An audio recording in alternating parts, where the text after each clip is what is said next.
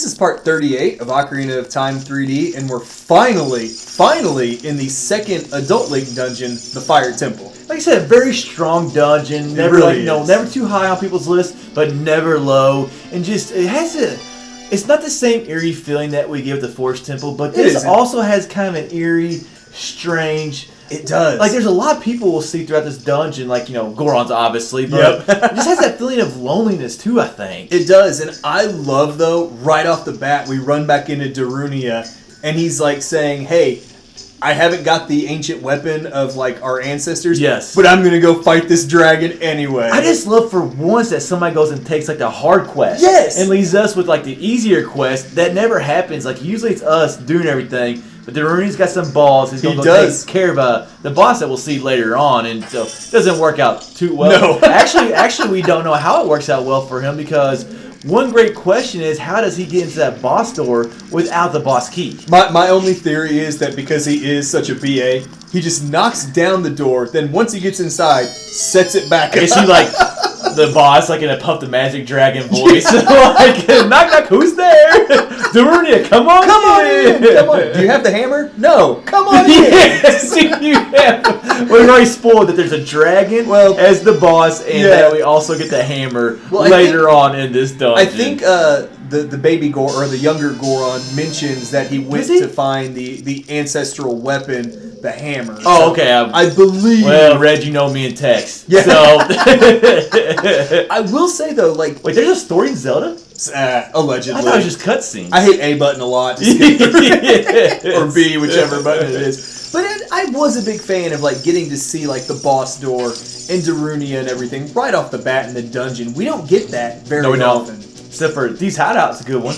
Remember These Hideout? We literally walk through the door and to the right. But that's true. You make a good point. We rarely do see that. And it's kind of nice to know, okay, hey, this is our end game right here. And, like, it's kind of like, why would the end game be so close to the beginning of the dungeon? So I kind of do like that myself. You know what's such a tease is that the boss key that would let us in that door is also very, very close to there. And we don't get it until a lot later in the dungeon. That's a good point, though, right there, too. Like, a lot of what we need at the end is at the very beginning of the dungeon. Like, I know we already said it, but that is really cool. It really is. It's such a tease because this is going to be a 4-part dungeon. I mean, they're not our longest parts. Most of the adult dungeons will be kind of around 3 to 4 parts around there. Yep. So it's our longest one of the game so far.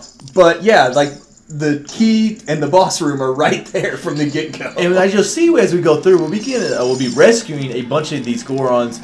Yes, every time. Well, we've only done this commentary actually for the original version once, but we still have yet to count how many Gorons there are. It's somewhere 6 to 10. There's a lot. We didn't count them, but like like I said, we'll be doing that throughout the dungeon. But don't ever forget those keys that are also there. Everyone leaves a treasure chest behind with a key in it, and I think the final one actually has the boss key. It's like you can, if you forget one of those, you're going to be backtracking like crazy. And it reminds me, because there are so many keys, it reminds me of the key cavern good point. Link's Awakening, which not my favorite dungeon. Although this dungeon's a lot more fun than Key Cavern. Key Cavern, like, this is not really confusing. It's just make sure you get the keys. Key Cavern was confusing. It was. And this is like, flashbacks we're talking about. This is actually a great flashback to Link to the Past. Like the flying tiles. And this is actually, I think, the only part that we get it in the game. I think it is too. And it is kind of nice to have that because that was a regular thing in Link to the Past. It happens pretty commonly. Because I just went through it and it actually got me. It actually got me a couple of times. And what dungeon was I in? Tower Hera. I was in Tower Hera and it got me a couple of times. So there's one really neat effect that I noticed in this dungeon. When you go from a room that is like full of this lava, there's really this red glow to everything. When you go to a next room and the door shuts behind you, that glow fades and it becomes a little gloomier. I would actually watch for that because I still don't understand that quite what you're trying to say. No, it's like let's say when we leave, and I'll kind of point it out, like when you leave that room, it goes from having that nice bright red glow, then the door shuts and it gets darker. Okay, well that makes sense. There's a lot of brightness coming from the lava. And it's just such a And these are darker rooms too, so... Yeah, I think it's a really cool touch. Like, as that door shuts, it gets darker in there. I see what you're saying. I see what you're saying. It's kind of just like light. I look it's at it, but effects. But you know what? Like you said, good detail. You don't have to do something like that in a game, so... Yep. And the 3DS does add a lot of detail to this dungeon, like that lava pops. Agreed, The designs on the wall, I think, look great in this dungeon. Oh, the floors. There's designs on the walls and the floors all. Yes. And I can't remember if those are on the N64 version. They're probably not near as detailed as in the N64 version, but like this one, like we'll see them throughout the entire dungeon. Just like we said, like the 3D remake, I mean, there's just a lot of details.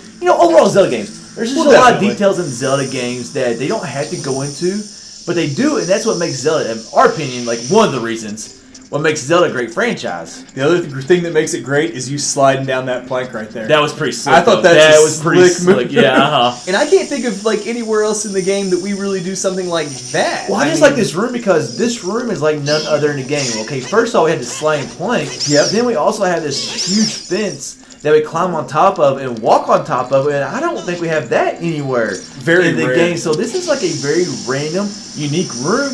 Yeah, there's not a lot to it. Yeah. But we don't really see it at all in the game except for right now. Well, there's not a lot to it, but it is very easy to screw up this room because you can miss that block, and it only takes a minute. But to have to climb back over that fence again and again gets kind of annoying. I think the elevator is just cool. That looks like those enemies that we get in Mario. Like the face on that block. What are those called? The thwomps. Thwomps, yes. It kind of has that same looking face on that block. Just kind of a cool little, I don't know if it's intentional or not, but... It looks really cool, though, and also having, like, the jet of fire push the block up to the top. Again, just a cool little Now, effect. the pattern of, like, how it, like... blast off or whatever, like a geyser. Whatever it does. Like the pattern, I don't really think makes sense. But you know what? You're complaining about small things in Zelda games. Yeah, like that. Now this room has a pretty cool puzzle. One of the Gorons we rescued earlier said that you can hit the switches with the Goron special crop.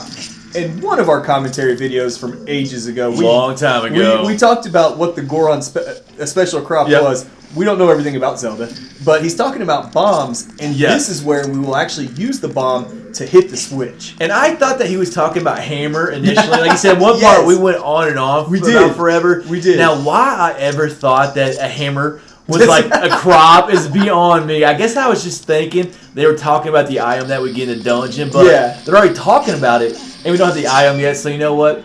That's one of those things I really didn't think that clearly on, to be honest with you. So, but I just love like setting the bomb as close to the ledge as possible so it drops down and activates that switch to give us time to get up this walkway. But now that we've got up it, this will wrap up part 38 of Ocarina of Time 3D.